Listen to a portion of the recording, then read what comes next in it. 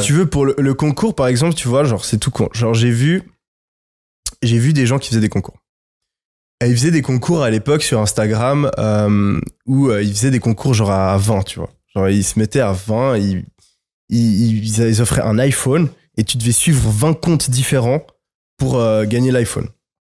Et j'ai vu certains de mes concurrents faire ça. Et je suis là, ok. Ils font ces trucs, machin. Est-ce qu'il n'y aurait pas une manière de faire ça autrement? Et je me suis dit, mais attends, mais qu'est-ce qui se passerait si au lieu d'offrir un iPhone, t'offrais une voiture? Bon, les gens, ils vont devenir fous, ok. Qu'est-ce qui se passerait si au lieu de devoir suivre 20 comptes, tout le monde devrait suivre juste un compte? Ok, ils vont se dire, mais qui c'est qui offre une voiture? Ça va commencer à parler, c'est qui ce mec qui offre une voiture, etc. Ça peut faire le buzz.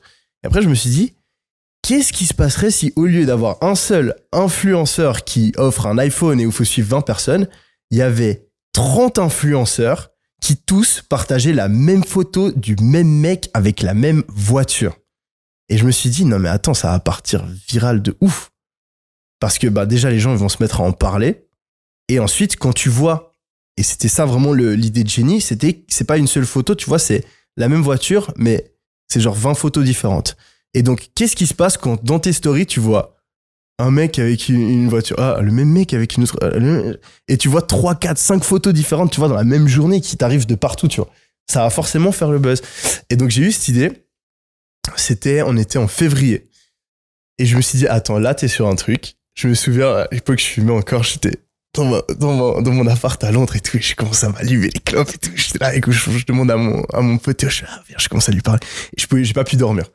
Pendant 6 heures, j'étais là, ah ouais, non, t'as un truc. Et j'ai eu la discipline d'attendre 6 mois. Parce que je me suis dit, je le fais à la rentrée, ça va être encore mieux. J'ai réfléchi à comment je prends la photo, quels influenceurs je prends, tout, on l'a organisé. Et j'ai lancé ça et... bordel. Le lendemain, sur Insta, je me connecte et je tape... je vais en story et je voyais que ma gueule. Des dizaines et des dizaines de personnes que je connaissais, tu vois, indirectement, qui repartageaient les photos. Et ouais, puis je suis passé de 60 000 abonnés à 800 000 abonnés en une semaine. Tu vois. Après, il y en a pas mal qui sont repartis. Mais... Et ça m'a fait gagner des millions. C'est retombé à combien, du coup, là, aujourd'hui? T'en as combien? Je suis à 580, en tout cas. Ouais, le ROI est pas mal. Ah ouais, non, mais le ROI est ouf. Et surtout que moi, j'ai pas fait ça pour être connu sur Instagram, tu vois, je m'en fous. Je fais ça pour mes formations, tu vois. Et l'investissement, tu vois, j'ai dû mettre 150 000. J'ai fait un ROI de dingue. Parce que encore aujourd'hui, la plupart des gens, tu vois, entre 20 et 30 ans, qui utilisent Instagram, il y a presque une personne sur deux qui a vu le concours, tu vois. Et quand je me fais reconnaître dans la rue, j'ai bien sûr les gens, tu vois, qui suivent mes vidéos et tout, qui ont ma formation, etc.